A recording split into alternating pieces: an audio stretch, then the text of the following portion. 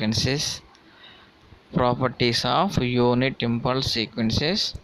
For any sequence x and any integer constant n naught, the following identity holds: x of n delta of n minus n naught is equal to x of n naught delta of n minus n naught. For any sequence x and any integer constant n naught, the following identity holds: summation of n equal to minus infinity to infinity x of n delta of n minus n naught, where x is equal to x of n naught. Trivially, the sequence delta is also even. Next topic is discrete time systems, DT. Next topic is discrete time systems, DT. Okay, discrete time systems. How to define discrete time systems? A system with input x and output y can be described the following equation. A system, the input x and output y, can be described the following equations. Can be described the following equation. Y equal to h of x.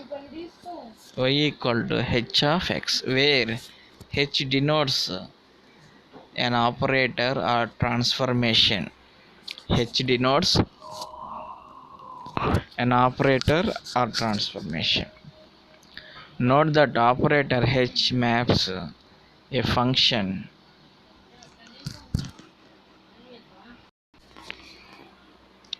Okay, next one is DT systems. Okay, DT systems, a system with x input and y output, it can be described y equal to h of x, where h is denotes an operator or translation. Note that the operator h maps a function to a function, not a number to number. It is like a function to function. Alternatively, we can express the above relationship using the notation x tends to y with respect to function of h. X tends to y with respect to function of h. If clear from the context, the operator h is often omitted, yield the abbreviation notation x tends to y. Here, note that symbol arrow and equal to have very different meanings. The symbol arrow should be read as produces.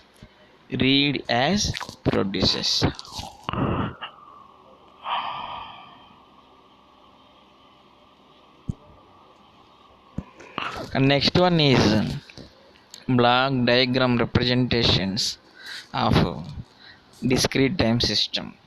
Block diagram representation of discrete time system. In discrete time system is expressed the function h of x. The system function is h, and input side we are applying x input and output side we are getting y output. So that's why it function or discrete time system receives x inputs and transmits y outputs. So that's why often a system defined the operator h and having x input and output y is represented in the following block diagram is shown below. Why we are using discrete system devices? Why we are using systems? By using switching systems. by using switching systems, we can convert the signals. We can convert the signals is in the form of digital.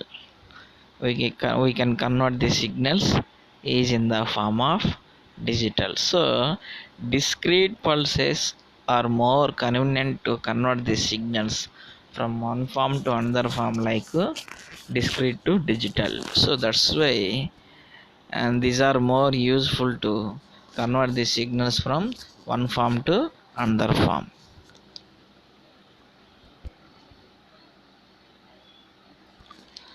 Next one is introduction of systems. Introduction of systems. First one is series, second one is parallel. First one is series, second one is parallel. Two basic ways in which systems can be interconnected are shown below. Two basic ways in which systems can be interconnected are shown below. X of n is input side we are applying, and x of n, y of n is output waveform. X of n is input waveform and y of n is output waveform. Here we are using two systems in series form.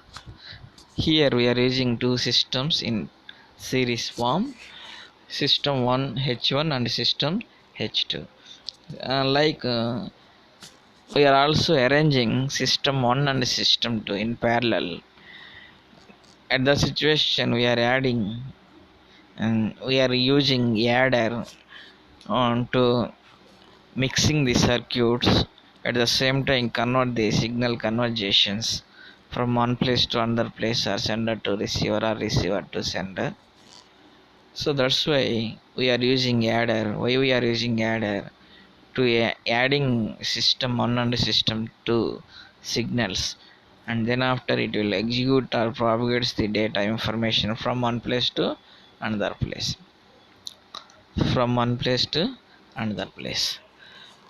A series or cascade connection ties the output of one system to the input of the other.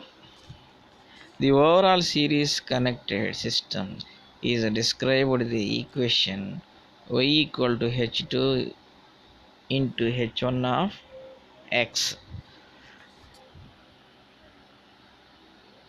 and a parallel connection and a parallel connection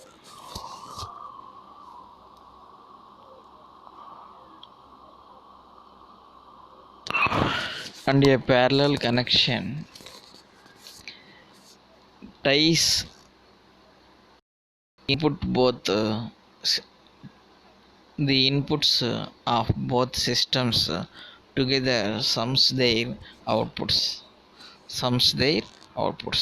The overall parallel connected system is described h1 of x plus h2 of x. Why it is like right as h1 plus h2? Why? Because when we are observing parallel diagram, we are using adder. That's why we are adding system number 1 and system number 2. So when we are calculating the output function of parallel series, that is represents y equal to, system 1 plus system 2. System 1 and system 2. System 1 and system. So that's why we are using parallel and serial data communication systems. Why we are using this type of systems? So by using parallel and series, they are more convenient to convert the signals from one form to another form. Next one is Properties of discrete time systems, dt. Properties of discrete time systems, dt. Next one is properties of discrete systems. Properties of discrete systems. Memory and causality. Memory and causality. Okay, memory and causality. There are few points are there. First one is a system with input x and output y is said to be have a memory if for any integers n naught and y of n naught depends on x of n and x of n for some n naught equal to n naught, n naught equal to n naught. A system, second point, a system that does not have memory is said to be memoryless. A system which is having memory element, that is a memory device. A system does not have any memory devices, that is called memoryless devices. Why? Because internally they are not using memory devices. That's why these type of devices are known as memoryless devices. Memoryless devices. Although simple, a memoryless system is not very flexible. Since its current output value cannot rely on past or future values of input. Why? Because for example, if any input, for example, we are using memory devices. For example, we are using memory devices. It will store a lot of information. It will store a lot of information. But if any system is not using any devices or any memoryless devices, any memory devices, that means they are not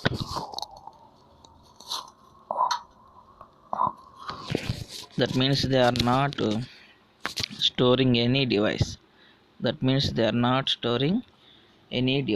So that's why these are called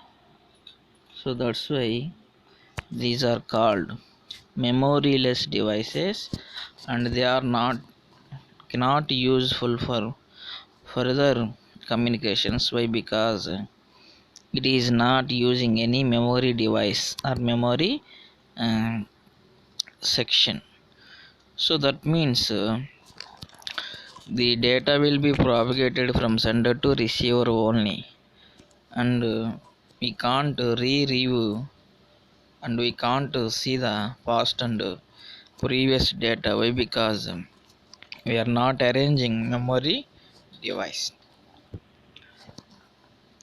A system with input x and output y is said to be causal if for every integer n naught and y of n naught does not depends on x of n, some n greater than n naught. If the independent variables n represents the time, a system must be a causal order to be physically realizable.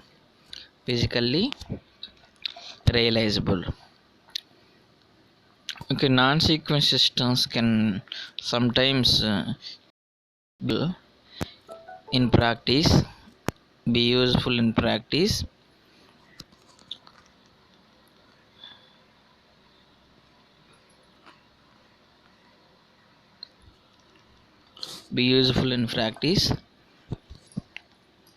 And However, since independent variables need not always represent time.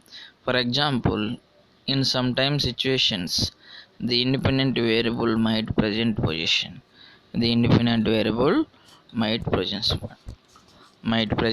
situations. Next one is invertibility. Invertibility means inverse. Invertibility means inverse. For example, a system function is represents h, and the invertibility function is represents h inverse. H inverse. That's why these are called invertibility functions. Invertibility functions means they are executor. They are performing